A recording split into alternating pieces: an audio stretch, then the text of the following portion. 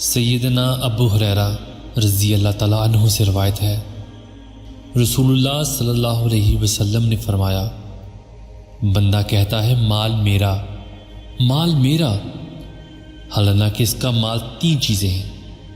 جو کھایا اور فنا کیا، اور جو پہنا اور پرانا کیا، اور جو اللہ کی راہ میں دیا اور جمع کیا۔ اس کے سوا تو وہ سب کچھ لوگوں کے لیے چھوڑ کر جانے والا ہے۔